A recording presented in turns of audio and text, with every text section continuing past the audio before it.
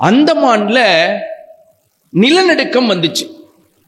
இந்த நிலநடுக்க அறிவிப்பு வந்த உடனே அந்தமான்ல இருந்த ஒருத்தர் என்ன பண்ணாரு, நிலநடுக்கத்துல நம்ம குழந்தைகளுக்கு எந்த பாதிப்பும் வரக்கூடாதுன்னு சொல்லி டெல்லியில இருக்கிற சொந்தக்காரங்க வீட்டுல கொண்டு வந்து விட்டுட்டார். எங்க ஏரியால நிலநடுக்கம் வருதுன்னு சொல்றாங்க, குழந்தைங்க பாதுகாப்பா இருக்கணும், ஒரு வாரம் டெல்லியில இருக்கட்டும், பத்திரமா இருக்கட்டும், குழந்தைகளை கொண்டு வந்து விட்டுட்டாரு. 2 நாள் கழிச்சு டெல்லியில இருந்து அந்தமானுக்கு டெலிகிராம் வந்துச்சு. அந்த சொந்தக்காரங்க ஒரு டெலிகிராம் அனுப்பிச்சு விட்டாங்க, நிலநடுக்கத்தை வேணும்னாலும் இங்க அனுப்பிச்சு வைங்க, உங்க குழந்தைங்களை வந்து தயவு செய்து கூட்டிட்டு போயிருங்க அப்படின்னு அனுப்பிச்சு விட்டாங்க.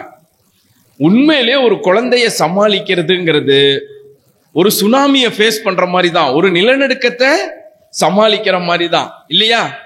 குழந்தைகள் அவ்வளவு குறும்புக்காரங்களா இருப்பாங்க, அவ்வளவு சேட்டை செய்யறவங்களா இருப்பாங்க.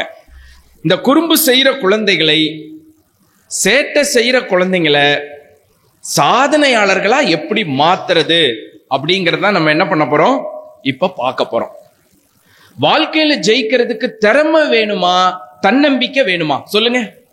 தன்னம்பிக்கை தான் வேணும். இப்ப பாருங்க, இங்க ஒரு பையன் உட்கார்ந்துருக்கான், அற்புதமா பாடுவான், சூப்பரா பாடுவான். ஆனா தன்னை பத்தி தாழ்வா நினைக்கிறான். யாராவது ஒருத்தர் மேடைக்கு பாட வாங்கன்னு சொன்னா அவன் எந்திரிக்கவே மாட்டேங்கிறான். ஏன்? தன்னை தாழ்வா நினைக்கிறதுனால எந்திரிக்க மாட்டேங்கிறான். சார் திரும்ப கம்பல் பண்ணி சொல்றாங்க, மேடம் திரும்ப கம்பல் பண்ணி சொல்றாங்க, கேர்ள்ஸ்ல இருந்து யாராவது ஒருத்தர் வாங்கம்மாங்கிறாங்க. அவங்களுக்கு பெருசா பாட தெரியாது, ஆனா தன்னம்பிக்கையான ஆளு தைரியமா மேடையில வந்து ஒரு பாட்டு பாடுறாங்க, எல்லாரும் கை தட்டுறீங்க. இவங்க நினைக்கிறாங்க நமக்கு பாடவும் வருது, இனிமே பயிற்சி செஞ்சு அதுலயும் நம்ம ஜெயிக்கணும்னு நினைக்கிறாங்க. புரியுதா? அப்ப திறமை வேணுமா, தன்னம்பிக்கை வேணுமா? எது வேணும்?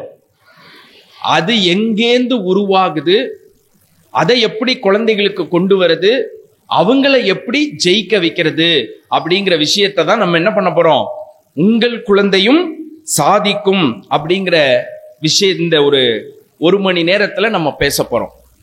பெற்றோர்களுக்கு மைக்கேல் ஆஞ்சலோவுடைய கண்கள் இருக்கணும். மைக்கேல் ஆஞ்சலோவுடைய கண்கள் பெற்றோருக்கு இருந்தா குழந்தைகள் ஜெயிச்சிரும். அது யாரு? மைக்கேல் ஆஞ்சலோ, புகழ்பெற்ற சிற்பி.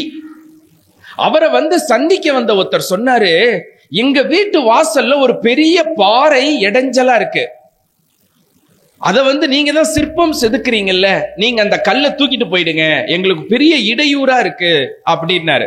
மைக்கேல் ஆஞ்சலோ தூக்கிட்டு வந்துட்டார். அப்பப்ப அவர் சிற்ப கூடத்துக்கு போற அந்த நண்பர் 6 மாசத்துக்கு அப்புறம் ஒரு நாள் மைக்கேல் ஆஞ்சலோவுடைய சிற்ப கூடத்துக்கு போனாரு. மைக்கேல் ஆஞ்சலோவுடைய சிற்ப கூடத்தின் நுழைவாயில்ல ஒரு அற்புதமான சிற்பம் இருந்துச்சு. அதை பார்த்துட்டு மைக்கேல் ஆஞ்சலோட்ட அவர் கேட்டாரு, இந்த சிற்பம் எனக்கு ரொம்ப பிடிச்சிருக்கு, இதுக்கு என்ன விலை வேணாலும் சொல்லு, நான் தரேன், இதை எங்க வீட்டுக்கு எடுத்துட்டு போயிடுறேன்னு கேட்டார். மைக்கேல் ஆஞ்சலோ சொன்னாரு, நீ இதுக்கு எந்த விலையும் கொடுக்க வேணாம், ஏன்னா இது உங்க வீட்டுல இருந்து எடுத்துட்டு வந்த கல்லுல செஞ்ச சிற்பம் தான், நீ தாராளமா எடுத்துட்டு போனார். அந்த நண்பர் ஆச்சரியமா கேட்டாரு, எங்க வீட்டு வாசல்ல டிஸ்டர்பன்ஸா இருக்குன்னு நினைச்ச கல்லுல செஞ்ச சிலையாது, அந்த பாறையில இப்படி ஒரு சிற்பம் இருக்குங்கிறத, அந்த பாறையில உன்னால எப்படி இப்படிப்பட்ட சிற்பத்தை செதுக்க முடிஞ்சிச்சுன்னு கேட்டார். அதுக்கு மைக்கேல் ஆஞ்சலோ சொன்ன பதில் நீங்க மனசுல பதிய வச்சுக்க வேண்டிய பதில்.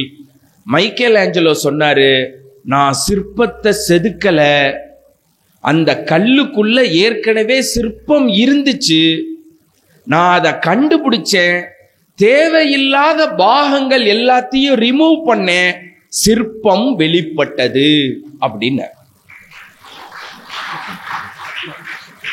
நீங்க யாரும் போய் இனிமேலாம் உங்க குழந்தைய சாதனையாளராக்க எதுவுமே செய்ய வேண்டாங்க. அவன் ஆல்ரெடியே ஒரு சாதனையாளரை உள்ளுக்குள்ள வச்சிருக்கான். அந்த சாதனையாளர் வெளிப்பட நீங்க உதவி செஞ்சா போதும். நிறைய பெற்றோர்களுக்கு குழந்தைக்குள்ள இருக்கிற சிற்பம் தெரிய மாட்டேங்குது, மேல இருக்கிற கல்லு மட்டும்தான் தெரியுது. அதனால குழந்தைகளை குறையாகவே பார்க்கறாங்க. எந்த பெற்றோருடைய கண்களுக்கு குழந்தைக்குள்ள இருக்கிற சிற்பம் தெரிஞ்சிருச்சோ, குழந்தைகளுடைய குறைகளை எப்படி ரிமூவ் பண்றதுன்னு யோசிப்பாங்க. உள்ளுக்குள்ள இருக்கிற சாதனை சிற்பம் வெளிப்படுறதுக்கு நான் என்ன செய்யணும்னு யோசிப்பாங்க. ஒரு பேரண்ட் குழந்தைகளுக்கு கற்றுக் கொடுக்க வேண்டிய பாடத்தை எப்படி கற்றுக் கொடுக்கணும், பாடத்தை சொல்லி கொடுக்க கூடாது. நான் எப்போதுமே பேரண்ட்ஸ்க்கு சொல்ற ஃபார்முலா என்ன தெரியுமா? குழந்தைகளுக்கு பாதைகளை காட்டக்கூடாது. நான் சொல்றதை நல்லா கவனிச்சுக்குங்க. குழந்தைகளுக்கு பாதைகளை காட்டக்கூடாது, பார்க்கும் கண்களை தரணும். பார்வையை நீங்க கொடுத்துட்டீங்கன்னா பாதையை அவன் தேர்ந்தெடுப்பான். இப்ப அவங்க அம்மா பேசுறாங்க, பையன் என்ன பண்றான்? மைக்க புடுங்குறான். ஏன் ஏன் எதனால மைக்க புடுங்குறான்? அம்மாவை பேசக்கூடாதுன்னா, அம்மா நீ பேசாத, அந்த ஆள் பேசுறதே கேட்க முடியல, அதுக்காகவா? எதுக்கு மைக்க வாங்குறான்? சொல்லுங்க. நான் பேசணும். பாத்தீங்களா? குழந்தைகள் எந்த முறையில வளர்றாங்கன்னா போல செய்தல்ங்கிற முறையில வளர்றாங்க. அது என்ன போல செய்தல்? தந்தையை போல செய்தல், தாயை போல செய்தல், ஆசிரியர்களை போல செய்தல், நண்பர்களை போல செய்தல். இப்ப சார் என்ன பண்றாரு? செல்போன் வச்சிருக்கீங்களா சார்? கொடுங்க, திரும்ப தந்துடுறேன். இப்ப பாருங்க, சார் வீட்டுக்கு போகும்போது போனை இப்படி வச்சுட்டு போறாரு. போட்டுடலாம், தூக்கிடுவோம் அப்படின்னு போன் பேசிட்டு போறாருன்னு வச்சுக்கோங்க. அவங்க வீட்டுல ஒரு 2வது படிக்கிற பையன் இருக்கான். அவன் என்ன பண்ணுவான் சொல்லுங்க? டிவி ரிமோட்டை தூக்கி இப்படி காதுல வச்சுக்குவான். வச்சுட்டு அவன் சொல்லுவான் போட்டுடலாம். இப்படியே நடப்பாங்க. பாத்தீங்களா? வீட்டுல பெரியவங்க என்ன செய்யறாங்களோ அதே மாதிரியே செய்வாங்க. தூக்கிடலாம் அப்படிம்பா. கரெக்டா? குழந்தைகள் எப்படி வளர்றாங்க? போல செய்தல், தந்தையை போல செய்தல், தாயை போல செய்தல். ஓகேயா? இப்ப நம்ம என்ன பண்ண போறோம்? இவனுக்குள்ள இருக்கிற சாதனை சிற்பம் வெளியில வரணும்னா சில வேண்டாத பாகங்களை நீக்கணும்னு சொன்னோம் இல்லையா? எதையெல்லாம் நீக்கணும் அப்படின்னு பார்ப்போம். இந்த சாதனை சிற்பம் வெளியில வரணும்னா முதல்ல நீக்க வேண்டியது இதுதான். எதுங்க? முதல்ல நீக்க வேண்டியது எதை? யார்கிட்ட நீக்கணும்? இவன்டா இந்த செல்போனை நீக்கிடணும். வெரி குட், நல்ல கைத்தட்டல் கொடுங்க. Excellent, excellent. பாருங்க, நான் நிறைய இடங்கள்ல பாக்குறேன், எங்க பார்த்தாலும் மக்கள் செல்போன் பார்த்துட்டே இருக்காங்க. பார்த்திருக்கீங்களா? பஸ் ஸ்டாண்ட்ல உட்கார்ந்து இருந்தாலும் செல்போன் தான் பாக்குறாங்க. இதை விட கொடுமை, நான் நேற்றுக்கு டிஎன்சி தியேட்டர் போயிருந்தேன். அங்க பாக்குறேன், அங்க படம் பார்க்கிற இடத்துல 50 பேர் செல்போனை தான் பார்த்துக்கிட்டு இருக்கான். அப்ப இந்த யாராவது ஒருத்தர் இப்படி ஸ்கிரீனை தள்ளிக்கிட்டே இருந்தாங்கன்னு வச்சுக்கோங்க, கட்டை விரலால இப்படி ஸ்கிரீனை தள்ளிக்கிட்டே இருந்தா எனக்கு என்ன தெரியுமா தோணும்? அந்த மனிதன் தன் முன்னேற்றத்தை தள்ளி வச்சுக்கிட்டே இருக்கான் அப்படின்னு தோணும். இப்படி யாருடைய கையாவது அசைஞ்சிட்டே இருந்துச்சுன்னா நீங்க என்ன புரிஞ்சுக்கணும்? அவர் முன்னேற்றத்தை, அது உங்க கையா இருந்தா அப்பவும் அதே தான் அர்த்தம். நம்ம என்ன பண்ணிட்டே இருக்கோம்? முன்னேற்றத்தை தள்ளி வச்சுக்கிட்டே இருக்கோம். நான் சொல்றது புரியுதுங்களா? இப்ப ஃபர்ஸ்ட் மொபைல் போன்கிற ஒரு விஷயத்தை எடுத்துக்குவோம். ஏன் குழந்தைகள்கிட்ட மொபைல் போனை தள்ளி வைக்கணும் அப்படின்னா, முதல் விஷயம், குழந்தைங்க மொபைலுக்கு அடிக்ஷன் ஆனா என்னென்ன பிரச்சனை வரும்னு உலக அளவுல ஆய்வுகள் செஞ்சிட்டு இருக்காங்க. முதல் பிரச்சனை, குழந்தையுடைய கண்கள் வரல ஆரம்பிக்குது. வறண்ட கண்கள்ங்கிறாங்க, ட்ரை ஐஸ். இப்படி மொபைல் பார்க்க பார்க்க பொதுவா இந்த கண்ணு என்ன பண்ணணும்னா, பக்கத்துல இருக்கிற ஒரு பொருளை பார்க்கணும், தூரத்துல இருக்கிறத பார்க்கணும், ரொம்ப தூரத்துல இருக்கிறத பார்க்கணும், உள்ளுக்குள்ள இருக்கிற லென்ஸ் தானா அட்ஜஸ்ட் ஆயிட்டே இருக்கும். அப்படி மொபைல் அதிகம் பார்க்கிற குழந்தைகள் யாருமே எனக்கு வேண்டான்னு நினைக்கிறாங்க, மொபைல் போதும் அப்படின்னு நினைக்கிறாங்க. இப்ப நீ அம்மாட்ட என்ன பண்ண போற? அம்மா நான் ஒரு மணி நேரம் மொபைல் பார்க்கட்டுமா அப்படின்னு கேட்கணும். கேளு. அம்மா நான் மொபைல் பார்க்கட்டா? அடடா, அப்படியே கேட்கறான். நீங்க தானே, இது உங்க காதுல என்ன தெரியுமா விழணும்? எனக்கு 1 மணி நேரத்துக்கு யாருமே வேண்டான்னு உங்க காதுல விழணும். அவன் கேட்கறது என்ன? 1 மணி நேரம் மொபைல் பார்க்கட்டுமான்னு கேட்டா உங்க காதுல என்ன விழணும்? உங்க காதுல என்ன விழணும்? 1 மணி நேரத்துக்கு எனக்கு யாருமே வேண்டாம். இந்த 1 மணி நேரம் 2 மணி நேரம் ஆகும், 2 மணி நேரம் 4 மணி நேரம் ஆகும். புரியுதுங்களா? குழந்தைகளை நம்ம மெல்ல மெல்ல என்ன பண்ணிட்டு இருக்கோம்னா, மொபைல் அடிக்ஷனுக்கு நமக்கு தெரியாமலே நம்ம ஆளாக்கிட்டு இருக்கோம். இவன் சாப்பிட மாட்டேங்கிறான். யாரு யாரு? இந்த இவன் தான். இவன் சாப்பிட மாட்டேங்கிறான். உடனே அம்மா என்ன பண்றாங்க? இந்தடா இத பாரு, இத பாரு, இதுல பாரு, இந்த எப்படி ஆடிக்கிட்டு இருக்கு பாரு அப்படின்னு யார் பழக்கப்படுத்துறோம்? நாம தான் பழக்கப்படுத்துறோம். நான் சொல்றது புரியுதா? இதனால என்னென்ன விளைவுகள்னா, முதல்ல அவங்களுடைய ஸ்லீப் குவாலிட்டி குறையுது. என்ன குவாலிட்டிங்க? அவங்களுடைய தூக்கத்தின் தரம் குறைஞ்சிருது. நல்ல ஸ்லீப் குழந்தைங்களுக்கு கிடைக்கிறது இல்ல. நீங்க சில வீடியோஸ் கூட பார்த்திருப்பீங்க. தூக்கத்துல கூட சில குழந்தைங்க இப்படியே கையை ஆட்டிக்கிட்டே இருக்காங்கன்னு வீடியோஸ் பாத்தீங்களா? அவங்களுடைய தூக்கத்துடைய தரம் குறையுது. உங்க குழந்தைங்க எந்த அளவுக்கு மொபைல்ல அடிக்ஷன் ஆயிருக்காங்கன்னு கண்டுபிடிக்கிறதுக்கு நான் ஒரு வழி சொல்றேன். நல்லா கவனமா கேட்டுக்குங்க.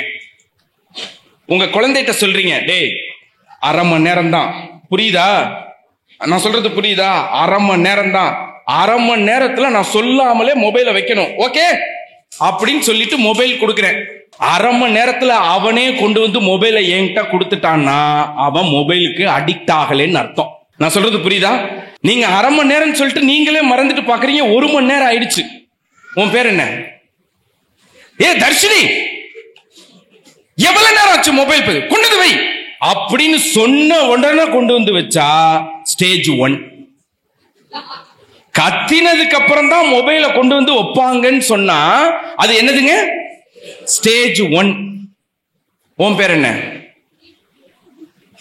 பிரியா அப்படி வச்சுக்கோ செல்லமா. பிரியா எப்படி தெரியுமா? நான் கத்துறேன், பிரியா என்ன சொன்ன? 1/2 மணி நேரம் சொல்லி 1 மணி நேரம் ஆச்சு, கொண்டு வந்து வை மொபைல அப்படின்னு. அதுக்கப்புறம் பிரியா சொல்லுவா, அப்பா அப்பா அப்பா ப்ளீஸ் அப்பா ஒரு 10 நிமிஷத்துல வைக்கிறேன் அப்படின்னு கேட்டுட்டாங்கன்னாலே ஸ்டேஜ் 2. ஸ்டேஜ் 2. சில பேர் இருக்காங்க, நம்ம கத்திக்கிட்டு இருப்போம் தனியா, அவன் காதுலயே விழாது. அப்படின்னா அவன் இப்ப எந்த ஸ்டேஜ்ல இருக்கான்? ஸ்டேஜ் 3ல இருக்கான். புரியுதுங்களா?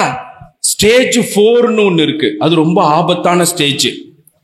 ரொம்ப நேரமா செல்லு பார்த்துக்கிட்டு இருக்கான்னு தர்ஷினிட்டேந்து செல்ல புடுங்கின உடனே தர்ஷினிக்கு நான் யாரு, எங்க இருக்கேன் எதுவுமே புரியல. வீட்டையே ரணகலப்படுத்திடுது. எல்லாத்தையும் தூக்கி போட்டு, அப்படி சில வீடெல்லாம் பார்த்திருக்கீங்களா? அதுவும் வருது, வாட்ஸ்அப்லயே வருது. அம்மா மொபைல புடுங்கிட்டான்னு வீட்டுல இருக்கிற எல்லாத்தையும் போட்டு உடைக்கிற பசங்க இருக்காங்க. அது என்னது? ஸ்டேஜ் 4. இப்ப நீங்க சொல்லுங்க, உங்க குழந்தை அடிக்ஷனுக்கே ஆளாக கூடாதா, இல்ல 1, 2, 3, 4ன்னு வளரணுமா? அடிக்ஷன் ஆகக்கூடாது இல்ல? அப்ப முதல்ல தெரிஞ்சுக்குங்க, குழந்தைங்களுக்கு சொல்லி கொடுக்காதீங்க, குழந்தைங்களுக்கு வாழ்ந்து காட்டுங்க. நான் என் டைரியில ஒரு வாசகம் எழுதியிருக்கேன், நான் என் வீட்டில் வாழ்வதில்லை, வாழ்ந்து காட்டுகிறேன்.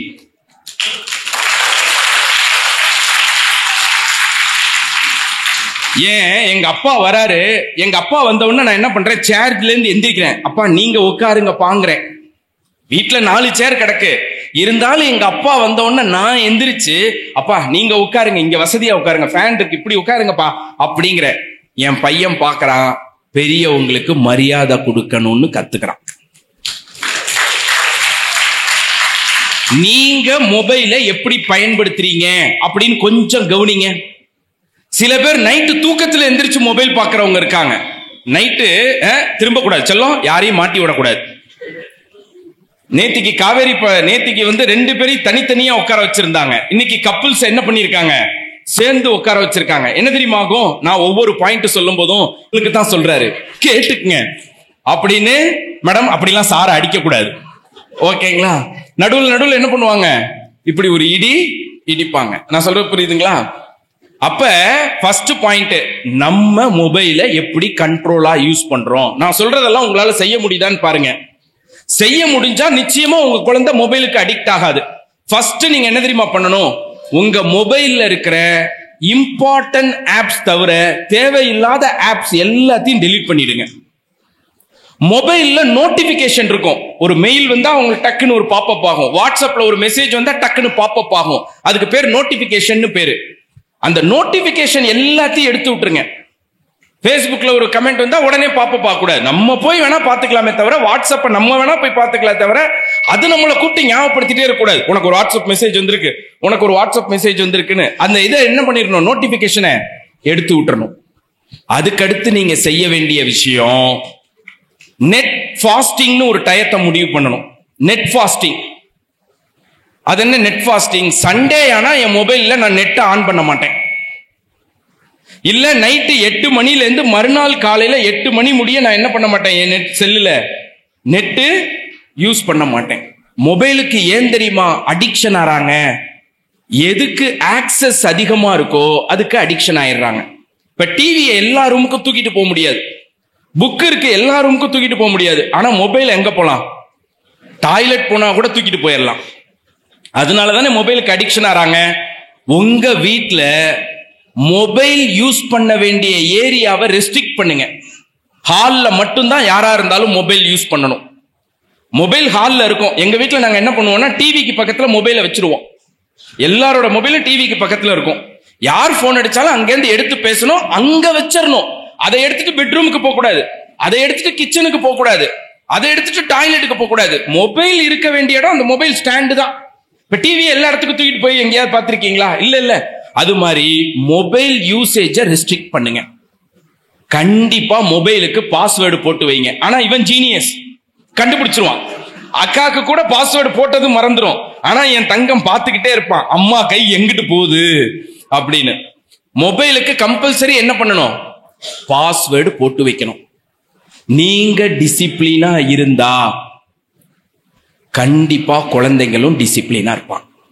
நீங்க அந்த மொபைல்ல என் பையனுக்கு நான் செஞ்ச டெக்னிக், எனக்கு நான் செஞ்சுக்கிட்ட டெக்னிக் சின்ன பையனா இருக்கும் போது அதை நான் உங்களுக்கு சொல்லி கொடுக்குறேன். உங்க மொபைல்ல ஒரு ஸ்கிரீன் சேவர் செட் பண்ணுங்க. என்ன ஸ்கிரீன் சேவர் தெரியுமா? நீ மொபைல் பார்ப்பவனாக இருக்க வேண்டுமா அல்லது உலகமே உன்னை மொபைலில் பார்ப்பவனாக இருக்க வேண்டுமா? தர்ஷினிட்ட இப்ப நான் கேள்வி கேட்கிறேன். நீ மொபைல் பார்க்கணுமா, தர்ஷினியுடைய சாதனைகளை இந்த உலகமே மொபைல்ல பார்க்கணுமா? எது வேணும்? நான் பார்க்க கூடாது. நீ நிஜமா முடிவெடுத்தியா இல்ல மைக்குங்கிறதுக்காக சொல்றியா? நான் பார்க்க கூடாது. நல்ல கை தட்டுங்க தர்ஷினிக்கு, நல்ல கை தட்டல் கொடுங்க. என்னடா பண்ண இன்னைக்கு ஸ்கூல்ல அப்படின்னு நான் கேட்டேன்னா அவன் என் கூட கனெக்ட் ஆக மாட்டான். குழந்தைங்கள்ட்ட பேசுறதுக்கு ஒரு என்ன பண்ணணும்னா, நம்ம ஹைட்ல இருந்து குழந்தைங்கள்ட்ட பேசக்கூடாது, குழந்தைங்க ஹைட்டுக்கு போய் நாம குழந்தைகிட்ட பேசணும். முதல்ல பண்ண வேண்டிய விஷயம் என்ன தெரியுமா? ஸ்கூல் முடிச்சு வந்த உடனே திரும்படா, உன்னை வச்சுதான் அந்த உலகத்துக்கு நான் கருத்தை சொல்லணும். செய்ய வேண்டிய விஷயம் என்ன? ஒரு ஹக். அந்த ஹக்ல நான் அவனுக்கு உணர்த்துறேன், உன்னை எதிர்பார்த்து வீட்டுல நான் இருந்தேன் அப்படின்னு உணர்த்துறேன். நான் சொல்றது புரியுதுங்களா? ஓடி வந்தவன அவனை நான் போன் பேசிட்டு இருக்கேன், இருறா போய் முகங்கை கழுவிட்டு வா, வந்த உடனே போடா போய் முகங்கை கால் கழுவிட்டு வா அப்படின்னு சொன்னேன்னா என் பையனுக்கு நான் என்ன கம்யூனிகேட் பண்றேன் புரியுதுங்களா? எப்போதுமே குழந்தைங்க நாம சொல்றதுல இருந்து புரிஞ்சுக்க மாட்டாங்க, நம்ம நடந்துக்கிறதுல இருந்து புரிஞ்சுக்குவாங்க. இப்ப நான் என்ன சொல்றேன், ஃபர்ஸ்ட் வீட்டுக்கு வந்தா முதல்ல முகங்கை கால் கழுவணும் போ அப்படின்னு சொன்னா நான் ஒழுக்கத்தை சொல்றதா நினைக்கிறேன். அப்படி கிடையாது, குழந்தைக்கு அப்படி புரியாது. நான் சொல்றது புரியுங்களா? இப்ப நான் போன் பேசிட்டு இருக்கேன், உப்பு சப்பு இல்லாத ஒரு படத்தை எடுத்து கொண்டு வந்து என்கிட்ட காமிக்கிறான். இதுல ஒண்ணுமே இல்ல, அப்பா இங்க பாரு நான் வரைஞ்ச படம் அப்படின்னு கொண்டு வந்து என்கிட்ட காமிக்கிறான். போடா அப்பா முக்கியமான வேலையா இருக்கேன், போ அப்புறம் வா எடுத்துட்டு ஓடு, போங்கடா ரெண்டு பேரும் அப்படின்னு சொன்னா அவனுக்கு என்ன தெரியுமா புரியும்? அப்பாக்கு நான் முக்கியம் இல்ல அப்படின்னு புரியும். அப்பா பிஸியா இருக்காருன்னு புரியாது. நான் சொல்றது புரியுதுங்களா? இப்ப அப்பா வேலையா இருக்காருலாம் புரியாது, அப்பாக்கு நான் முக்கியம் இல்ல அப்படின்னு தோணும். இப்ப நான் என்ன பண்ணணும்னா, எவ்வளவு பெரிய இம்பார்ட்டன்ட் காலா இருந்தாலும், சார் ஒரு நிமிஷம் என் பையன் ஸ்கூல்ல இருந்து வந்திருக்கான், ஒரே ஒரு நிமிஷம் தங்கம், நான் அப்பா ஒரு முக்கியமான கால்ல இருக்கேன், இந்த காலை பேசிட்டு வரட்டுமா, ஒரு 5 நிமிஷம் டைம் தெரியா, அதுக்குள்ள போய் நீ முகம் கழுவிட்டு வந்துடுறியா அப்படின்னு சொன்னா அவன் புரிஞ்சுக்குவான், அப்பா எவ்வளவு பிஸியா இருந்தாலும் நம்மள வேல்யூ பண்றாரு அப்படின்னு புரிஞ்சுக்குவான். நான் சொல்றது புரியுதா? குட்டி நீங்க அதுல வந்து உட்காருங்க. எதுக்காக தெரியுமா அவனை உட்கார சொன்னேன்? யாரு வாழ்க்கையில தைரியமா முதல் அடி எடுத்து வச்சு வராங்களோ நிச்சயமா ஒரு நாள் அவங்க மேடைக்கு வருவாங்க. நிச்சயமா நல்லா சாஞ்சு உட்காருங்க சார், நீங்க தான் இன்னைக்கு கெஸ்ட், கம்பீரமா உட்காருங்க சார். சீஃப் கெஸ்ட் அவரோட இதை பாத்தீங்களா கம்பீரத்தை? உன் பேர் என்ன? ராகவேந்திராவா? ஹரேந்திரா. இப்ப ஹரேந்திரா நமக்கு ஒரு விஷயத்தை செஞ்சு காமிக்க போறாரு. நீங்க யாரும் தப்பா நினைச்சுக்காதீங்க, உங்க மனசுல பதிய வைக்கிறதுக்காக இந்த முயற்சியை நான் செய்யறேன். சொல்லோ நீ முட்டி போட. இப்ப உங்கள்கிட்ட ஒரு கேள்வி கேட்கிறேன். ஹரேந்திரா 20 வயசு பையன். எவ்வளவுங்க? 20 வயசு பையன். ஆனா எவ்வளவு ஹைட் இருக்கான் பாருங்க, இவ்வளவுதான் ஹைட் இருக்கான் அப்படின்னு ஒரு உதாரணத்துக்கு எடுத்துக்குவோம். எந்திரிச்சலாம். இப்ப நான் உங்கள்கிட்ட ஒரு கேள்வி கேட்கிறேன். ஒரு குழந்தையுடைய முழு உயரம் என்ன? யாராவது சொல்ல முடியுமா? ஒரு குழந்தை வாழ்க்கையில எவ்வளவு உயரம் அடையும்? யாராவது சொல்ல முடியுமா? இந்த பையன் ஹரேந்திராவா சார்? நிச்சயமா 5 அடி வருவான் சார். யாரு? தர்ஷினியா? 6 அடி வருவா சார். யாராவது சொல்ல முடியுமா? அதுக்கு ஏதாவது வழிமுறை இருக்கா? ஒரு குழந்தை வாழ்க்கையில எவ்வளவு உயரத்துக்கு வளரும் அப்படின்னு சொல்றதுக்கு ஏதாவது வழிமுறை இருக்கா? இருக்குங்கிறாங்க சில பேர். எப்படின்னா, தந்தையுடைய உயரம் தாயுடைய உயரம் ரெண்டையும் கூட்டி 2ஆல வகுத்தா அந்த உயரத்தை குழந்தை கண்டிப்பா என்ன பண்ணலாம்? அச்சீவ் பண்ணலாம். ப்ராப்பர் நியூட்ரிஷன் சாப்பிட்டா அச்சீவ் பண்ணலாம் அப்படிங்கிறாங்க. உடலால ஒரு குழந்தை என்ன உயரம் அடையுதுங்கிறது எனக்கு முக்கியமே இல்லைங்க. தன் திறமையை பயன்படுத்தி ஹரேந்திரா எந்த உயரத்தை அடைய போறாங்கிறது தான் முக்கியம். முக்கியமா இல்லையா? அதுக்கு நீங்க என்ன செய்யணுங்கிறத தான் பார்க்க போறோம். அதுக்கு முன்னாடி என்ன பண்ணுவோம்? ஹரேந்திராவையும் சீஃப் கெஸ்ட் ஆக்கிடலாமா? அங்க போய் உட்காரு. நல்ல கைத்தட்டல் கொடுங்க. இப்ப நீங்க என்ன பண்ணக்கூடாதுன்னு சொல்றேன். உங்க பக்கத்துல இருக்கிற உங்க பையனை ஒரு இடி. அப்பவே சொன்னேன்ல, அந்த அங்கிள் கூப்பிடும் போது மேடைக்கு போடான்னு அப்பவே சொன்னேன்ல, அப்படின்னு இடிக்க கூடாது. ஏன் இடிக்க கூடாதுன்னா, நான் முதல்லயே சொல்லிட்டேன், உங்க குழந்தைங்களுக்கு சொல்லி கொடுக்காதீங்க, அவங்க கத்துக்கிறதுக்கு ஹெல்ப் பண்ணுங்க. நான் சொல்றது புரியுதா? அப்ப இந்த இன்சிடென்ட் அவனுக்கு ஒரு பாடமா கத்து கொடுக்கணும். அவன் ஒண்ணுமே பண்ணல தங்கம், அவன் சும்மா தைரியமா மேடைக்கு போனான் பாத்தியா? அப்படிப்பட்டவங்களுக்கு தான் வெற்றி கிடைக்கும் சொல்லியிருக்காருன்னு சொல்லி நீங்க டாபிக்க முடிச்சிடணும். அவனுக்குள்ள லெசன் போயிடும். நாளைக்கு ஒரு வாய்ப்பு வரும்போது தைரியமா அடி எடுத்து வைப்பான். எருமை எருமை எங்க வந்தாலும் எந்திரிக்கிறதே இல்ல அப்படின்னு அடிச்சீங்கன்னா ஒரு நாளும் என்ன பண்ண மாட்டான்? எந்திரிக்க மாட்டான். இப்ப நீங்க என்ன பண்ணணும்னு சொல்றேன். இன்னொரு 10 நிமிஷம் கழிச்சு உங்ககிட்ட மைக்கு கொடுக்க போறோம். ஏன் 10 நிமிஷம் கழிச்சு இப்பவே கொடுக்கலாம்ல? நீங்க யாராவது வந்து பேசணும். ஓகேயா? பேரண்ட்ஸ்ல இதுவரை நான் எதுக்குமே எந்திரிச்சது இல்ல சார் அப்படிங்கிற ஒரு பேரண்ட் மேடைக்கு வந்து பேசணும். யார் வரீங்க? நீங்க அப்புறம் பேசலாம் மேடம். இதுவரை நான் எந்திரிச்சது இல்ல சார், இதுவரை நான் எதுக்கும் மேடைக்கு போனதில்லை, ஆனா நீங்க இன்னைக்கு சொல்றீங்க என் குழந்தைக்காக நான் தைரியமா முன்னாடி வரேன் சார், வாங்க மேடம். நல்ல கைத்தட்டல் கொடுங்க. குழந்தைய வழி நடத்தக்கூடாது, வாழ்ந்து காட்டணும். சொல்லுங்க மேடம், இந்த நிகழ்ச்சி என்ன நினைச்சு வந்தீங்க? இந்த நிகழ்ச்சி எப்படி இருந்துச்சு? எந்த பாயிண்ட்டை எடுத்துக்கிட்டீங்க? என் பெயர் ஜெயந்தி. நான் மில்மேட்ல தான் இருக்கேன். என் பையனை நான் வந்து லோன்லியே தான் வளர்க்குறேன். அவன் வந்து ஹோம்ஒர்க் செய்யறதுக்கு ரொம்ப சிரமப்படுவான், உட்காந்து எழுதுறதுக்கு ரொம்ப கஷ்டப்படுவான். ஆனால் அவன் ஃபோன் எடுத்துட்டானா வைக்கவே மாட்டான் சீக்கிரம். அவங்க தாத்தா அவங்க பாட்டி வந்து அவனுக்கு ரொம்ப செல்லம் கொடுப்பாங்க. நானா அப்புறமா நான் கார்த்திசன் இந்த மாதிரி எங்கேயாச்சும் கிளம்பட்டுமா நீ செய்யறியானா உடனே வந்து செஞ்சிருவாங்க சார். அந்த மாதிரி தான் சார். Very good. இந்த நிகழ்ச்சியில இருந்து எந்த பாயிண்ட் எடுத்துக்கிட்டீங்க சார்? அவன் வந்து இனிமேட்டுக்கு ஃபோன் நான் ஃபோன் யூஸ் பண்ண மாட்டேன் மேக்சிமம். அவனுக்கு ஃபோன் இனிமேல் கொடுக்க கூடாதுன்ற ஒரு எண்ணத்துல வந்து இருக்குங்க sir. Very good very good. சரி, ஃபோன் கொடுக்க கூடாது, ஆனா அவனோட என்ன பண்ணணும்? அவன் டைம் ஸ்பெண்ட் பண்ணுங்க சார். டைம் ஸ்பெண்ட் பண்ணணும். டைம் ஸ்பெண்ட் பண்றதுன்னா என்ன சார்? நான் காலையில சாயந்தரத்துல அவங்க கூட ஒரு 2 மணி நேரம் 1 மணி நேரம் உட்காந்து அவனுக்கு என்ன பிடிக்கும், அவன் எந்த வழியில கத்துக்கணும்னு நினைக்கிறான்னு சொல்லிட்டு நான் சொல்லி கொடுப்பேன். ஆமா, நிறைய பேர் டைம் ஸ்பெண்ட் பண்றதுன்னா எப்படி தெரியுமா புரிஞ்சு வச்சிருக்காங்க? நான் ஒரு ஃபேமிலி என்ன இன்வைட் பண்ணிருந்தாங்க, அவங்க வீட்டுக்கு போகும்போது நான் கேஷுவலா கேட்டேன், உங்க வீட்டுல எல்லாரும் எப்படி ஃபேமிலியா இருக்கும்போது எப்படி டைம் ஸ்பெண்ட் பண்ணுவீங்க அப்படின்னு. நாங்க ஃபேமிலியா ஒன்னா டிவி பார்ப்போம் சார் அப்படின்னாங்க. ஒன்னா டிவி பாக்குறது டைம் ஸ்பெண்ட் பண்றது இல்ல. குழந்தைங்களை பேச வச்சு கேட்கணும், குழந்தைங்களை பேச வச்சு கேட்கணும். அதுவும் எப்படி தெரியுமா? நீங்களும் உங்க ஒய்ஃபுமா உட்கார்ந்துட்டு, நீங்களும் உங்க கணவருமா உட்கார்ந்துட்டு பேசுறான். என்னென்னமோ சொன்னாரு அந்த சார், பேசுறா என்ன பேசணும் பேசுறா. அப்படி உட்கார கூடாது. அப்படி உட்கார்ந்தா பேச மாட்டாங்க. மேடம் மட்டும் தனியா உட்காரணும், அப்பா மட்டும் தனியா உட்காரணும். அப்படி தனியா உட்கார்ந்து குழந்தைங்களை பேச வச்சா நிறைய பேசுவாங்க. நீங்க ஏதோ அவன் சொற்பொழிப்பு ஆற்ற போறான்னு நினைச்சு குடும்ப உறுப்பினர்கள் தாத்தா பாட்டி சித்தப்பா எல்லாரும் உட்காருங்க பேசுறா அப்படின்னா அவனுக்கு பேச்சே வராது. தனியா உட்கார வைக்கணும். எந்த குழந்தையா இருந்தாலும் நீங்க தனியா பேசி பாருங்க, நிறைய பேசுவாங்க. அவன் முதல்ல பல்ஸ் பார்ப்பான். ஏன்னா இத்தனை நாள் அவன் உங்களை ஒண்ணு நினைச்சிருப்பான், இவர் நம்ம கிட்டக்கே வரமாட்டாரா, இவர் வேலை வேலைன்னு போயிடுவாரா அப்படின்னு நினைச்சிருப்பான். திடீர்னு உட்காந்து பேச உட்காந்தீங்கன்னா முதல்ல பல்ஸ் பார்ப்பான். நீங்க ஆழ்ந்து கவனிச்சீங்கன்னா அவன் சொல்றதுல இருந்து அடுத்து ஆர்வமா ஒரு கேள்வி கேட்டீங்கன்னா உங்ககிட்ட மனசை விட்டு பேசுவான். இப்படி பேசும்போது குழந்தை உங்களை நெருங்கி வருது, உங்களை தனக்குள்ள ஒரு பாகமா உணருது, எனக்குன்னு ஒரு ஆள் இருக்காங்கிற ஒரு சப்போர்ட்டை உணருது. இப்படி உணர்ற குழந்தைகளுக்கு தான் மன உறுதி வரும்.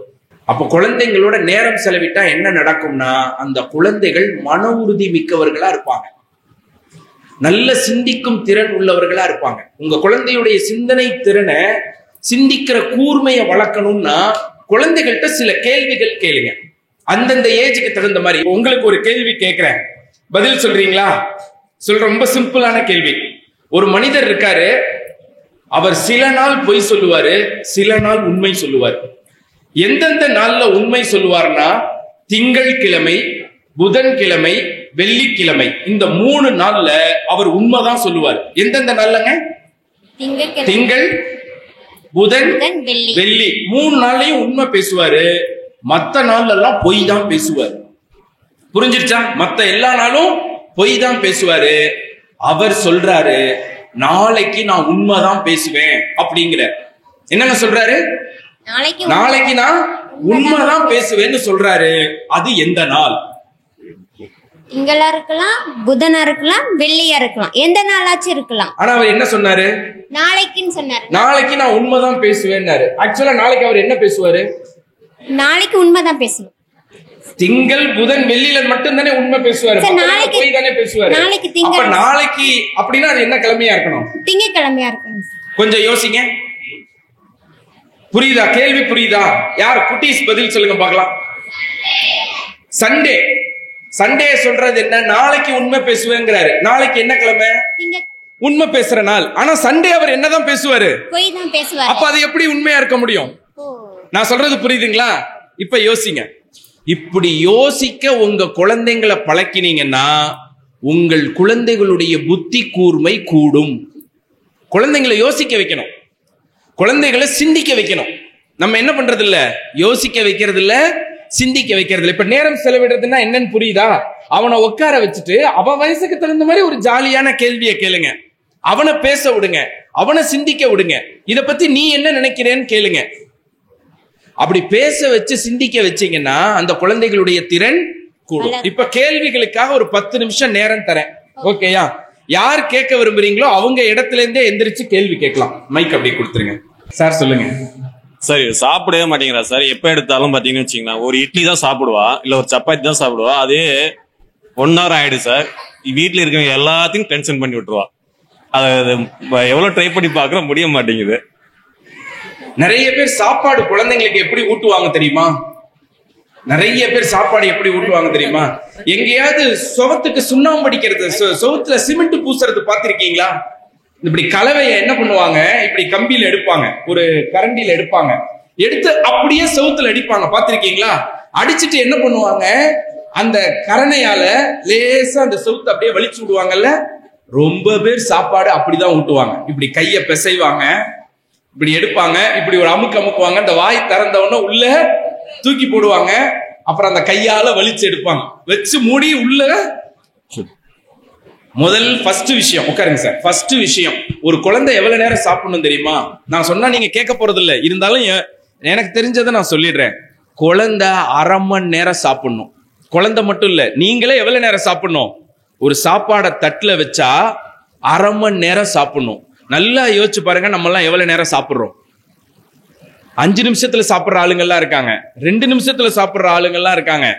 உணவை கொண்டாடணும். நான் என்ன சொல்லுவேன், உணவோடு உணர்வையும் ஊட்டணும். இப்ப குழந்தைக்கு சாப்பாடு எடுத்து பிசைஞ்சிட்டு கதைகள் பேசி நல்ல விஷயங்கள் சொல்லி அவன் தலையை வருடி விட்டு அவனோட நல்லா ஸ்லாகிச்சு பேசிக்கிட்டே நீங்க சாப்பாடு ஊட்டினீங்கன்னா உணவை பிடிக்கும்.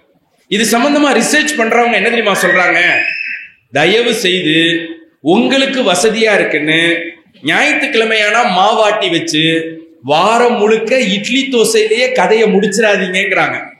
நமக்கு ரொம்ப கம்ஃபர்டபுள் என்ன, சண்டே ஆனா ஒரு வாரத்துக்கு தேவையான மாவை ரெடி பண்ணி எங்க வச்சிருவோம், ஃப்ரிட்ஜில் வச்சிருவோம். எப்ப வேணாலும் கவலையே இல்லை, இட்லி தோசை, இட்லி தோசை. குழந்தையுடைய டேஸ்ட் பட்ஸையே நம்ம என்ன பண்ணிடுறோம், காலி பண்ணிடுறோம். ஃபர்ஸ்ட் குழந்தைங்களுக்கு நல்ல உணவு பழக்கம் வரணும் அப்படின்னா காய்கறி நறுக்கும் போது அவங்களையும் பக்கத்துல வச்சுக்குங்க. அவனுக்கு பிடிச்ச ஷேப் கட் பண்ணுங்க. அவனை சேஃபா காய்கறி கட் பண்ண வைங்க. சின்ன சின்ன கிச்சன் ஆக்டிவிட்டீஸ்ல அவங்களை என்ன பண்ணுங்க, ஈடுபடுத்துங்க. மெனுவை வெரைட்டியா கொடுங்க.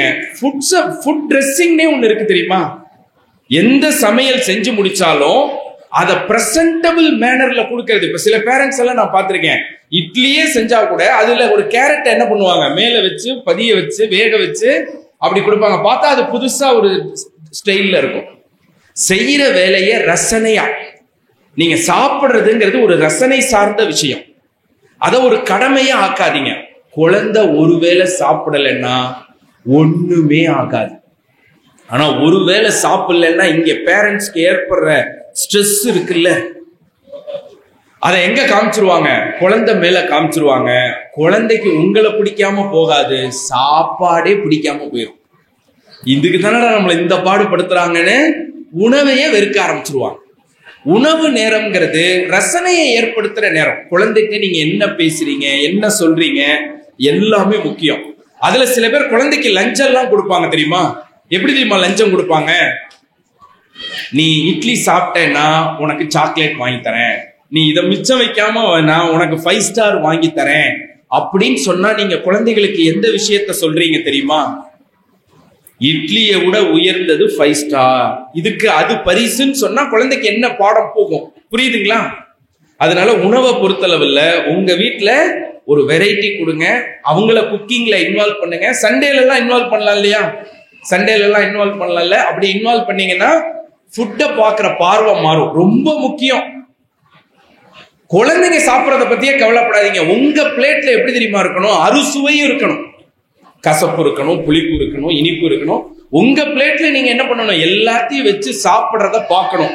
ரொம்ப முக்கியமா வீட்டுல அவைலபிள் ப்ராடக்ட்ஸ், நட்ஸ், சீட்ஸ், இந்த மாதிரி ஃப்ரூட்ஸ், வெஜிடபிள்ஸ் இருக்கணும். ஆனா நம்ம வீட்டுல எப்போதும் அவைலபிளா என்ன இருக்கு? பொட்டேட்டோ சிப்ஸ் தான் இருக்கு. அதனால அவைலபிலிட்டியே ஹெல்தி ஃபுட்ஸா இருந்தா, ஹெல்தி ஸ்நாக்ஸா இருந்தா, இப்ப பசிக்குது என்ன இருக்குன்னு கேட்பான், இதுதான் இருக்குன்னா சாப்பிடுவோம். நம்ம அவைலபிலிட்டியை பாசிட்டிவா மாத்துங்க. லேடி என்ன பண்றாங்க, அந்த மெடிக்கல் ஷாப் ஓனர் கத்துறாங்க. எதிரில் இருக்கிற கடைக்காரர் வந்து என்ன பண்றாரு, முதல்ல அவன் என்ன திருடினான்னு பாக்குறாரு. எதை திருடி இருக்கான்? பணத்தை திருடல. எதை திருடி இருக்கான்? மருந்து திருடி இருக்கான்னு சொன்னா, யாரோ வீட்டுல உடம்பு முடியாம இருக்காங்க, இந்த சின்ன பையனுக்கு பணம் இல்ல, அதனால இந்த தப்பை செஞ்சிருக்கான்னு புரிஞ்சுக்கிறாரு. புரிஞ்சுக்கிட்டவர் என்ன பண்றாரு, ஒரு வார்த்தை பேசல. நல்லா கவனிங்க. ஒரு பேரண்ட் எப்படி குழந்தைய கையாளணுங்கிறதுக்கு இதை விட சிறந்த பாடம் இருக்கவே முடியாது. ஒரு வார்த்தை அந்த குழந்தைய அவர் திட்டல. அந்த குழந்தை மேல அவர் நம்பிக்கை வைக்கிறார். இவன் தப்பான பையன் இல்லைன்னு நம்பிக்கை வைக்கிறாரு. இதுக்கு பேரு பிக்மேலியன் எஃபெக்ட் அப்படின்னு பேரு. நீங்க ஒருத்தரை எந்த நம்பிக்கையோட நடத்துறீங்களோ அந்த நம்பிக்கையில தான் அவங்க வளருவாங்க. அந்த நம்பிக்கையில தான் வளருவாங்க. இப்ப நான் கிளாஸ் எடுக்கிறேன். நான் கிளாஸ் எடுக்கும் போது இந்த குழந்தைகள் எல்லாம் என்ன தெரியுமா நினைக்கிறேன், சூப்பரா வரப்போற குழந்தைங்கன்னு நினைக்கிறேன். நான் பேசுறது அப்படியே நடக்கும். ஏன்னா நான் அந்த நம்பிக்கையில இருந்து பேசுறேன். அப்ப என் சொற்கள் எப்படி இருக்கும், அதை ரிசீவ் பண்ற இந்த குழந்தைங்க எப்படி இருக்கும்? நான் சொல்றது புரியுதுவா? அதுவே நான் நினைக்கிறேன், இதுங்கெல்லாம் இந்த கிளாஸை கேட்டு என்ன பண்ண போகுது, வேஸ்ட் அப்படின்னு நினைச்சு நான் பேசினா, நான் சொல்ல கூட வேண்டாம் அப்படின்னு நினைச்சு பேசினா என் பேச்சோட தன்மையே வேறையா இருக்கும், ரிசல்ட்டும் வேறையா இருக்கும். திருவிளையாடல் படம் பார்த்திருந்தீங்கன்னா ஒரு விஷயம் தெரியும். உலகத்தையே சுத்தி வந்து முருகன் ஞானப்பழத்துக்கு கேட்க முயற்சி பண்ணுவாரு. அப்பா அம்மாவை சுத்தி வந்து விநாயகர் ஞானப்பழத்தை வாங்கிடுவாரு. அதுக்கு ஒரு காரணம் சொல்லுவாரு, அப்பா அம்மா தான் உலகம் பாரு. இந்த கதையும் அதுதான் சொல்லுது. அப்பா அம்மானா உலகம். எப்படி தெரியுமா, ஒரு குழந்தை டீனேஜ் வர முடிய அப்பா அம்மா அங்கீகரிச்சா உலகமே அங்கீகரிச்ச மாதிரி, அப்பா அம்மா நிராகரிச்சா போட அந்த பக்கம் அப்படின்னு அப்பா அம்மா நிராகரிச்சா இந்த உலகமே அந்த குழந்தைய நிராகரிச்ச மாதிரி. அந்த ஏஜ்ல பாருங்க, அவர் நிராகரிக்கல அந்த குழந்தைய. அந்த குழந்தைய என்ன பண்ணாரு, அரவணைச்சாரு, சாப்பாடு கொடுத்தாரு. இது ஃபர்ஸ்ட் போர்ஷன் இல்லையா? இது ஃபர்ஸ்ட் போர்ஷன். அடுத்து பாருங்க, அவருடைய பிஹேவியர் மாறவே இல்லை. அந்த கொடுக்கிற உள்ளம் அவருக்கு மாறவே இல்லை. 30 வருஷம் ஆச்சு.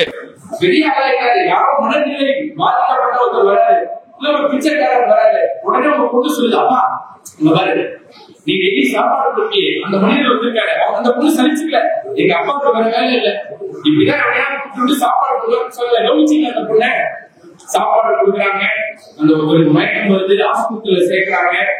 மருத்துவ உதவி செய்யணும்னா கடையை வித்தாதான் என்ன பண்ண முடியும், மருத்துவ செலவுகள் செய்ய முடியும். கடையை விற்க வேண்டிய சூழல் வருது. இது போர்டெல்லாம் அடிச்சிருச்சு. அப்பாக்கு ஆபரேஷன் பாட்டில் மூலமாகவும் ஏற்கனவே பணம் செலுத்தப்பட்டு விட்டது அப்படின்னு பில்லுல வருது. இன்னைக்கு நாம எதை விதைக்கிறோமோ அதை தான் நாளைக்கு நாம பின்னாடி அறுவடை செய்ய போறோம். இன்னைக்கு நம்ம இங்க அன்பை விதைச்சோம்னா பின்னாடி அதை அறுவடை செய்வோம். இன்னைக்கு வெறுப்பை விதைச்சோம்னா அதை அறுவடை செய்வோம். நீங்க என்ன நோக்கத்துல சொல்றீங்கிறது இல்ல, என்ன சொல்றீங்கிறது மேட்டர். நான் சொல்றது புரியுதா? அவன் நல்லா வரணும்னு தான் சொல்றேன், ஆனா எரிஞ்சு விழுறேன். நல்லதுதான் சொன்னேன், ஆனா எரிஞ்சு விழுந்தா அங்க என்ன கம்யூனிகேஷன் போகும்? நான் சொல்றது புரியுதா? இப்ப இவ்வளவு நேரம் இந்த ப்ரோக்ராம ரசிச்சீங்கன்னா நான் சொன்ன கருத்தை ரசிச்சீங்களா இல்ல சொன்ன விதத்தை ரசிச்சீங்களா? எது சார்? சொன்ன விதம். அப்ப நல்லா தெரிஞ்சுக்குங்க, நீங்க நல்லதையே சொன்னா கூட இவன் ஜெயிப்பான், சாதிப்பான், நல்லா வருவான் அப்படிங்கிற நம்பிக்கையிலேருந்து சொன்னீங்கன்னா சொற்கள் இல்ல, உங்க உணர்ச்சி அங்க விளைவுகளை ஏற்படுத்தும். உலக அளவுல ரிசர்ச் பண்ணி என்ன சொல்றாங்க தெரியுமா? 14 வயசுக்குள்ள ஒரு குழந்தை 14 வயசுக்குள்ள 1,40,000 முறை ஒன்னால முடியாதுங்கிற வார்த்தைய கேட்கிறாங்க. எதை கேட்கிறாங்க? எந்த வார்த்தைய? ஒன்னால முடியாது. ஒன்னால முடியாது, ஒன்னால முடியாது அப்படின்னு நம்ம சொல்றோமா இல்லையா? யோசிச்சு பாருங்க. இப்ப அவங்க அப்பா என்ன பண்றாரு, பைக்ல ஏறி உட்கார்றாரு. உடனே இவ வர்ஷினி போய் சொல்றா, அப்பா நான் பைக் ஓட்டட்டுமா அப்படிங்கிறா. உடனே அவங்க அப்பா என்ன சொல்லுவாரு? ஒன்னால முடியாது அப்படிம்பாரு. கரெக்டா? என் குட்டி செல்லம் இருக்கான். மேடம் என்ன பண்றாங்க, ஒரு குடத்துல தண்ணி பிடிச்சு அப்படி மேல தூக்கி வைக்க போறாங்க. உடனே இவன் சொல்றான், அம்மா அம்மா நான் தூக்கி வைக்கட்டுமா அம்மா அப்படிங்கிறான். உடனே மேடம் என்ன சொல்லுவாங்க? என்ன சொல்லுவாங்க? ஒன்னால முடியாது, போட அந்த பக்கம் அப்படிம்பாங்க. கரெக்டா? அப்ப சார் டென்ஷன் ஆயிட்டாரு. முடியாதுங்கிறது முடியாதுன்னு தானே சார் சொல்லணும், வேற எப்படி சார் சொல்ல முடியும் அப்படிங்கிறாரு. அப்படி இல்ல, தர்ஷினிட்ட என்ன சொல்லணும்? தர்ஷினி நான் வண்டி எப்படி ஓட்டுறேன்னு கவனிச்சுக்கோ. உனக்கு சீட்ல உட்கார்ந்தா கால் எட்டுற பருவத்துல அரசு அனுமதிச்ச 18 வயசு வந்ததுக்கு அப்புறம் உன்னாலையும் ஓட்ட முடியும், அது முடிய நீ கத்துக்கோன்னு சொல்லணுமே தவிர உன்னால முடியாதுன்னு சொல்லக்கூடாது. குடத்தை அவன் தூக்குறேன்னு சொன்னா உன்னால முடியாதுன்னு சொல்லக்கூடாது. ஒரு சொம்புல தண்ணி பிடிச்சு கொடுத்து இந்த வயசுக்கு நீ இதை தூக்கு, அம்மா வயசு வந்ததுக்கு அப்புறம் இதை தூக்கு, அப்ப உன்னால முடியும்டான்னு சொல்லி கொடுக்கணும். நான் சொல்றது புரியுதா? இந்த முடியாது முடியாதுன்னு சொன்னதோட விளைவு என்னன்னு உங்களுக்கு இப்ப நான் ப்ரூவ் பண்றேன். இங்க இருக்கிறதுலயே, டே தங்கம் இங்க வாடா, நீதான் கன்னத்துல கை வச்சிருந்தல, சொல்லும் சீக்கிரம் ஓடியா, சீக்கிரவா சீக்கிரவா. உன்னால இந்த சேரை தூக்க முடியுமா? சுண்டு விரலால தூக்கணும். முடியாதுல்ல, உட்காந்துக்க, இங்கேயே உட்காரு, உனக்கு வேலை இருக்கு. தர்ஷினி நீ சொல்டா, நீ எனக்கு ரொம்ப ஃப்ரெண்ட் ஆயிட்ட, நீ சொல்லு, உன்னால இந்த சேரை சுண்டு விரலால தூக்க முடியுமா? என்ன தன்னம்பிக்கை, என்ன தம்பிக்கை. வா வா வாடா வாடா வாடா வாடா வாடா வாடா, சூப்பர்ரா, தூக்குடா தூக்குடா, இங்க பாருங்க.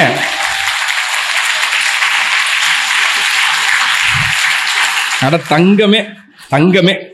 மேடம் மேடம் இங்க வாங்க, இங்க வாங்க மேடம், இங்க வாங்க மேடம், சீக்கிரம் வாங்க மேடம். எங்க அந்த ஷால், எங்க அந்த ஷால், எனக்கு கொடுத்த ஷால் எங்க? இந்த லாஸ்ட் சேர்ல இருக்கு, எடுங்க மேடம். வாங்க மேடம், என் செல்லம் தான் மேடம் இன்னைக்கு சீஃப் கெஸ்ட். நான் பேசினதெல்லாம் பேச்சு இல்ல, என் தங்கம் பேசினதெல்லாம் பேச்சு. போடுங்க மேடம். எக்ஸலன்ட் சார், என்னையும் சேர்த்து போட்டோ எடுங்க சார்.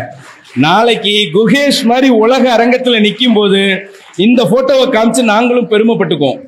ஒரு சேரை முன்னாடி போட்டு இவங்களை உட்கார வைங்க மேடம். குழந்தைக்குள்ள திறமை இருக்கு, இவளால இந்த சேரை தூக்க முடியாதா? இங்க வா, தனுஷோட தங்கச்சி. இப்ப நீ என்ன சொல்ற? ஹலோ, மாத்தி மாத்தி பேசக்கூடாது. முதல்ல நீ முடியாதுன்னு சொன்னேல்ல, ஏன் மாத்தி மாத்தி பேசுற? என்ன காரணம்? இப்ப முடியும்னு எதனால சொல்ற? அவங்க தூக்குனதுல. அப்ப நல்லா தெரிஞ்சுக்குங்க, உங்க குழந்தைக்கு நீங்க சொல்லிக் கொடுக்க வேண்டிய பாடம் என்ன தெரியுமா? இந்த உலகத்துல ஒரு மனுஷன் ஜெயிச்சிருக்கான்னா அதோட அர்த்தம் என்ன தெரியுமா? ஒவ்வொருத்தராலையும் ஜெயிக்க முடியும், ஒவ்வொருத்தராலையும் ஜெயிக்க முடியும். இப்ப அது தர்ஷினிக்கு புரிஞ்சிருந்துச்சுன்னா முதல்லயே எந்திரிச்சிருப்பான். புரியுதா? அததான் நான் சொல்றேன், எவ்வளவு திறமை இருந்தாலும் என்னால முடியும்னு ஒரு குழந்தை நினைக்கலன்னா ஜெயிக்காது. அப்ப முதல்ல நீங்க இந்த குழந்தைகளுக்குள்ள விதைக்க வேண்டியது எது தெரியுமா? உன்னால முடியும், உன்னால முடியும், நீ ஜெயிக்க பிறந்திருக்க, நீ சாதிக்க பிறந்திருக்கேன்னு உங்க குழந்தைக்கு புரிய வச்சிட்டீங்கன்னா உங்கள் குழந்தையும் சாதிக்கும். நன்றி, வணக்கம். இந்த முடியுங்கிறத நீங்க ஒவ்வொரு டயத்திலையும் என்ன பண்ணணும்? வாய்ப்பு கொடுத்துக்கிட்டே இருக்கணும். இவங்களுக்கு நல்ல கைத்தட்டல் கொடுங்க, நல்ல கைத்தட்டல் கொடுங்க. வாழ்க்கையில பாருங்க, வெற்றி முக்கோணம்னு ஒண்ணு இருக்கு. இப்ப இவங்க ஒரு முக்கோணத்துல நிக்கிறாங்க, இது தோல்வி முக்கோணம். ஒருத்தரோட ஒருத்தர் என்ன ஆகல, கனெக்ட் ஆகல. இப்ப 3 பேரும் ஒருத்தர் அதே இடத்துல பார்த்து திரும்பி நில்லுங்க, இதுக்கு பேரு வெற்றி முக்கோணம். பாருங்க, நம்ம விஜய் ஸ்கூலுக்கு நான் போயிருந்தேன். ஒரு பேரண்ட் என்கிட்ட வந்து சொன்னாங்க, சார் என்னோட பொண்ணை நான் சேலத்துக்கு போயிருக்கும் போது ஒரு KFCல கொண்டு போய் வண்டியை நிப்பாட்டணும்.